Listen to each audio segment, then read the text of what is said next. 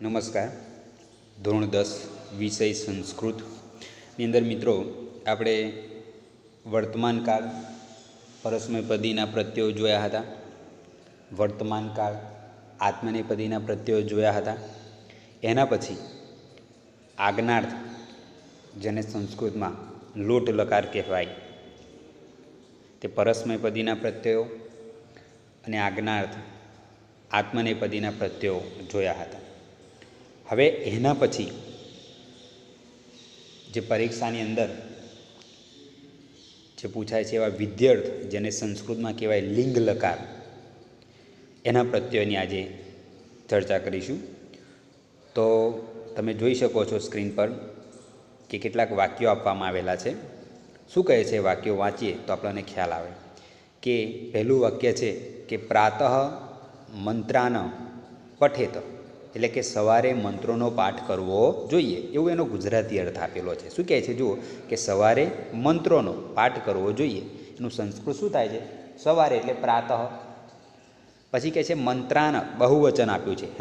મંત્રાન બહુવચન, મંત્રોનું.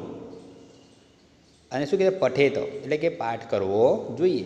બીજું વાક્ય કહે છે અતિથિ મધ્યાહ્ને તક્રમ પીબેત. અતિથિ એટલે મહેમાને, મહેમાન બપોરે, શું કહે છે? બપોરે તક્રમ એટલે છાશ થાય મિત્રો. તક્રમ એટલે શું થાય? છાશ. છાશ પીબેત, પીસે કહે છે. એવું વાક્યનો અર્થ કર્યો છે. ત્રીજું વાક્ય છે જીવેમ શરદ સતમ. જીવેમ શરદ સતમ, અમે 100, એટલે કે અમે 100 શરદ ઋતુઓ સુધી જીવીએ. અમે 100 શરદ ઋતુઓ સુધી જીવીએ. તો ઉપરના વાક્યોમાં વપરાયેલા ક્રિયાપદો વિદ્યાર્થ એટલે કે લિંગ લકારના છે. પ્રથમ વાક્યમાં ગુરુ શિષ્યને સવારે મંત્રોનો પાઠ કરવાની વિધિ કહી રહ્યા છે. પહેલું વાક્યમાં આપણે શું કીધું? સવારે મંત્રોનો પાઠ કરવો જોઈએ, એટલે વિધિ કહી રહ્યા છે. અથવા આજ્ઞા આપી રહ્યા છે એવું લાગે છે કે ભાઈ સવારે મંત્રોનો પાઠ કરવો જોઈએ, એવો આજ્ઞા આપી રહ્યા છે કે એવો અર્થ જોઈ શકાય છે. બીજા વાક્યમાં વિદ્યાર્થ એટલે કે લિંગ લકારનો પ્રયોગ કરીને અતિથિ કદાચ છાશ પીસે એવી સંભાવના વ્યક્ત કરવામાં આવી છે. પીધી નથી પણ પીસે એટલે સંભાવના બતાવવામાં આવી છે. આપણે કેવું સામાન્ય ભવિષ્યકાળની વાત લાગે છે કે મહેમાન બપોરે છાશ પીસે, સંભાવના બતાવવામાં આવી છે. જુઓ, એના પછી એવી સંભાવના કે છે વ્યક્ત કરવામાં આવી છે. અને ત્રીજા વાક્યમાં 100 વર્ષ સુધી જીવતા રહેવાની પ્રાર્થના કરવામાં આવી છે. એટલે મુખ્ય 3 બાબતો અહીં આપણી ધ્યાનમાં આવે છે કે પહેલા વાક્યમાં આજ્ઞા કરવામાં આવી છે એવું લાગે છે, બીજા વાક્યમાં સંભાવના કરવામાં આવી છે એવું લાગે છે, અને ત્રીજા વાક્યમાં પ્રાર્થના કરવામાં આવી હોય એવું લાગે છે. મિત્રો, આજ્ઞા કરવી ને પ્રાર્થના કરવી એમાં થોડો ફેર છે. આપણે જ કહીએ કે સવારે આપણે પ્રાર્થના કરીએ તો આપણે બધા થઈને પ્રાર્થના કરીશું, તો એ શું છે? આપણે જે કહે છે પ્રાર્થનાની વાત કરી છે, વિનવણી છે. પણ આપણે કહીએ કે ના, સવારે પ્રાર્થના કરવી જ પડશે, તો એ આજ્ઞા થાય છે. ખ્યાલ આવે છે? સંભાવના, કદાચ વરસાદ કાલે પડશે, કાલે સ્કૂલ ચાલુ થશે, તો બધી સંભાવનાઓ છે. તો એ પ્રાર્થના, સંભાવના અને ત્રીજી વાત કરી તે એક વાત કઈ પ્રાર્થના, સંભાવના અને આજ્ઞા. એટલે આપણને એટલો ખ્યાલ આવે કે વિદ્યાર્થના પ્રત્યયો ક્યારે વપરાઈ શકાય? તો કહે છે કે એક પ્રાર્થનાની વાત કરવાની હોય, સંભાવના બતાવવાની હોય કે પછી આજ્ઞા કરવાની હોય, ત્યારે વિદ્યાર્થના પ્રત્યયો વપરાય છે. આમ વિદ્યાર્થ એટલે કે લિંગ લકાર પણ આજ્ઞાર્થ લોટ લકારની જેમ આજ્ઞા, સંભાવના અને પ્રાર્થના જેવા અર્થોમાં વપરાય છે. જો કે હવે સમજવા જેવી બાબત છે, જો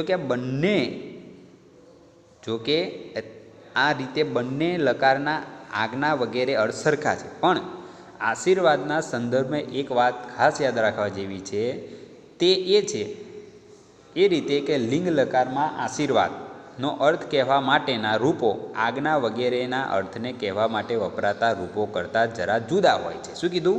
કે લિંગ લકારમાં આશીર્વાદનો અર્થ કહેવા માટેના રૂપો આજ્ઞા વગેરે અર્થને કહેવા માટેના વપરાતા રૂપો કરતાં જરા જુદા હોય છે.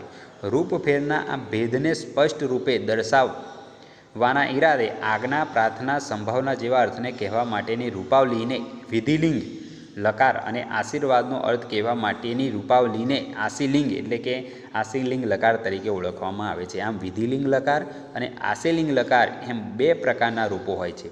અહીં તો તમારે માત્ર આજ્ઞા વગેરેનો અર્થ કહેનારા વિધિલિંગ લકારના રૂપો જ શીખવાના છે, આશયલિંગ લકારના રૂપો શીખવાના નથી.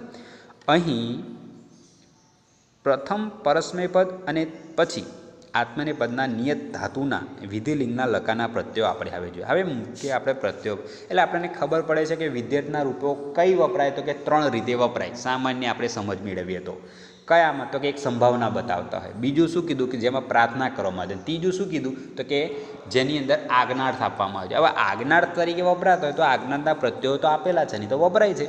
તો અહીં આગળ ચોખવટ કરી કે ભાઈ આપણે એ વાત સાચી છે કે વિધ્યાર્થના પ્રત્યયો 3 રીતે વાપરી શકાય. 3 વાક્યો આપેલા ખબર પડી કે એક તો આશીર્વાદમાં વપરાય, બીજા કીધા એમ કે આજ્ઞાર્થમાં વપરાય, અને ત્રીજા જે છે પ્રાર્થના અથવા તો આપણે કહીએ છીએ સંભાવના પ્રાર્થના અને આજ્ઞાર્થમાં વપરાય છે. પણ અહીં આપણે કયા શીખવાના છે, તો કે વિધિલિંગના એ જ રૂપો આપણે કહે છે અહીં આગળ જોવાના છે. તો વિધ્યર્થ એટલે કે વિધિલિંગ લકાર. પરીક્ષાની અંદર તમને એમ કીધું હોય કે વિધિલિંગ લકારના પ્રત્યયો શોધો અથવા તો વિધિલિંગ લકારના રૂપો શોધો, તો આપણે પ્રશ્ન થાય સાહેબ વિધિલિંગ તો શીખવાડ્યું નથી. પણ ના, શું છે કે આપણે જોવાનું છે કે વિધિલિંગ કયું છે, તો કે વિધિલિંગ એ જ વિધ્યર્થ છે, આજ્ઞાર્થ એ જ લોટ લકાર છે, લટ એ જ વર્તમાન કાળ છે. ખ્યાલ આવે છે મિત્રો? એટલે ગુજરાતી સાથે સંસ્કૃતમાં એને શું નામથી ઓળખવા એ પણ આપણે જાણવું જરૂરી બને છે. હવે વિધ્યર્થના પરસ્મયપદીના પ્રત્યયો શું કહે છે? જો એક વચન, દ્વિવચન, બહુવચન. આપણે સંસ્કૃતની અંદર કેટલા વચન છે? 3 વચન છે. એક વચન છે, દ્વિવચન છે અને બહુવચન છે. પુરુષ કેટલા છે? તો 3 પુરુષ વપરાય, ઉત્તમ પુરુષ, મધ્યમ પુરુષ અને અન્ય પુરુષ, જેને આપણે કહેવાય પહેલો પુરુષ, બીજો પુરુષ અને ત્રીજો પુરુષ. તો એ વાત કરીએ તો ખાસ તમે જોઈ શકો છો કે એક વચન, દ્વિવચન, બહુવચનના ઉત્તમ પુરુષના પ્રત્યયો કયા છે? ઇયમ, ઇવ, ઇમ, ઇહિ, ઇતમ, ઇત, ઇત, ઇતામ, ઇયુહ. મિત્રો અહીં ખાસ યાદ રાખજો કે પરીક્ષાની અંદર વિધ્યર્થ ત્રીજો પુરુષ એક વચન અને ત્રીજો પુરુષ બહુવચનના રૂપો જ ખાસ પૂછાય છે. કયા કયા? વિધ્યર્થ ત્રીજો પુરુષ એક વચન અને વિધ્યર્થ ત્રીજો પુરુષ બહુવચન, એના જ રૂપો પરીક્ષામાં પૂછાય છે. તો અહીં તમે જોઈ શકો છો કે ઇતઃ અને ઇતઃ. ઇતઃ બીજો પુરુષ જે છે મધ્યમ પુરુષ, એનું બહુવચનનું રૂપ છે. અને પહેલો જે આ બાજુ જુઓ કે અન્ય પુરુષ એટલે કે ત્રીજો પુરુષ એક વચન ઇતઃ, પણ પેલો જે મધ્યમ પુરુષ છે હલંત નથી, એ આખો ત છે, જોઈ શકો છો. જ્યારે અન્ય પુરુષનો જે ઈત છે એમાં તય હલંત છે. એટલે રૂપ કેવા બનશે?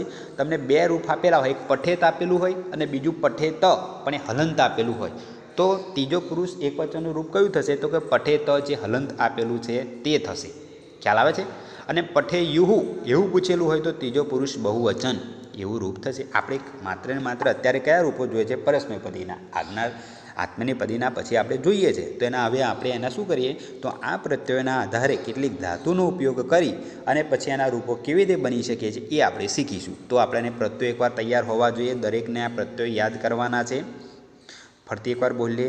પ્રત્યયો કેવા છે? તો કે ઇયમ, ઇવ, ઇમ, ઇહિ, ઇતમ, ઇત, ઇત, ઇતામ, ઇયુહ. ખ્યાલ આવે છે? ચાલો હવે આપણે એના રૂપો બનાવીએ. વિધ્યર્થના જે આજ્ઞાર્થના છે પછી આપણે જોઈશું. હવે આપણે ધાતુનો ઉપયોગ કરી અને વિધ્યર્થના રૂપો બનાવીએ.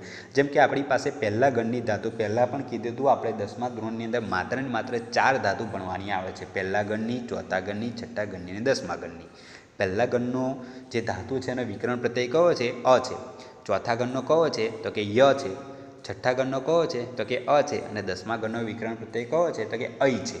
તો હવે પઠ ધાતુ પહેલા ગણની છે, એનું વિકરણ પ્રત્યય અ છે. એના આધારે આપણે રૂપ બનાવીએ. પઠ એટલે વાંચવું અથવા તો ભણવું, બરાબર છે? પહેલા ગણની ધાતુ છે તો રૂપ ક્યાં બનશે? પઠેયમ. જેમ કે વિધ્યર્થનો પ્રત્યય પહેલો કયો હતો? ઇયમ. તો શું થાય છે? પઠેયમ. પઠેવ, પઠેમ, પઠ્ઠે, પઠેતમ, પઠેત, પઠેત. જો આ જે વાત કરી તેમ કે પઠ્ઠેત અને પઠેત. પઠેત ખાલી પૂછાય તો મધ્યમ પુરુષ બહુવચનનું રૂપ થાય, પણ પઠેત હલંત હોય તો અન્ય પુરુષ એક વચનનું રૂપ થાય છે. પછી આવે છે પઠેતામ અને પઠેયુહુ. આ 2 પરીક્ષાની અંદર અવારનવાર પૂછાતા હોય. કયા? તો પઠેત હલંતવાળું ત્રીજો પુરુષ એક વચન અને ત્રીજો પુરુષ બહુવચન પઠેયુહુ. એ રૂપો ખાસ જોવાના છે. એના પછી આપણે જોઈએ કે પહેલા ગણની જે આપણે આજ્ઞાર્થના રૂપો જોવાના નથી. તો આટલું જ માત્ર અને માત્ર વિધ્યર્થના આપેલા છે. તો વિધ્યર્થના રૂપોને તમે લઈને બીજા જે રૂપો છે પહેલા ગણની ધાતુ, જેમ કે પરસ્મયપદી, જેમ કે પઠના આપેલા છે તો વદના બનાવી શકો. પછી આપણે કે જેમ કે 10મા ગણની કથ છે તો કથના બનાવી શકો. પછી માની લો કે તમારે હસ છે તો હસના બનાવી શકો. લીક છઠ્ઠા ગણની છે તો લીખના બનાવી શકો, બરાબર છે. નૃત છે ચોથા ગણની, તો નૃતના બનાવી શકો. એ તમારે બનાવી અને પછી તમારી નોટબુકમાં લખવાના છે. હવે આવનારા ભાગની અંદર આપણે વિધ્યર્થ જે છે એ આજ્ઞાર્થના પ્રત્યયો જે છે ઈય, ઈ, વહી, ઈ, મહી, ઈથાહા, ઈથામ, ઈયાથામ, ઈધ્વમ, ઈતઃ, ઈયાતામ, ઈરણ, એ રૂપો જે છે એનો અભ્યાસ કરીશું. અસ્તુ.